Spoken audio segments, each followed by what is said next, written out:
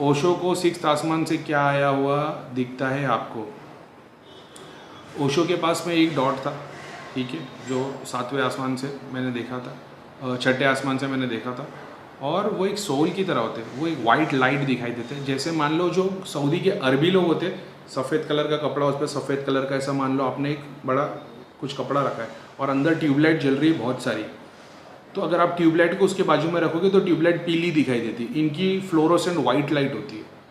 ये इतने ही रूप में दिखाई देते हैं, वो कपड़ा कभी हटता नहीं, अंदर दिखाई नहीं देते कि क्या है। हाँ, लेकिन एक बात और बता देता हूँ, जब ये आते हैं ना नीचे, बहुत सारे केस में ना इन लोग को डिज़ायर लेना, अब किसी जगह पे ऐसा आता है ना कि सूक्ष्म आत्मा आसमान में घूमती है, कभी इनका दिल करता है तो अर्थ पे आ जाती है, तो कभी माँ के पेट से आ जाती है, कभी ऐसी आती है।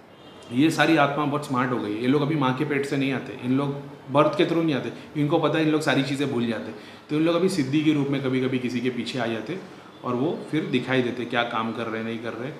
मैं जब भी ओशो को देखता था ना तो वो शक्ति मुझे पीछे डांस करते हुए दिखाई देती थी, और जब वो डांस करना पीछे शुरू करती थी तो आगे वाले सब डांस करना शुरू कर डालते थे, ये बात होती है। तो ओशो जब ऐसे करके आते थे, जो ओशो की स्टाइल है, जब वो आते थे तो वो हमेशा ओशो के पीछे डांस करता हुआ आता था, सफ़ेद कलर की लाइट रहती थी, मुझे पता है वो कौन है लेकिन मैं बोलूँगा नहीं वो नाम क्या है, लेकिन वो शक्ति है वो ऐसी।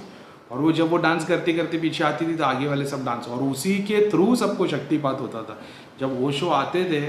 तो वो शक्ति के सारे दूत लोगों में जम मारना शुरू कर देते, और भागते भागते जिन जिन को टच करते जाते तो वो उनको करंट लग जाता था और वो शक्तिपात हो जाता था। वो सारी शक्ति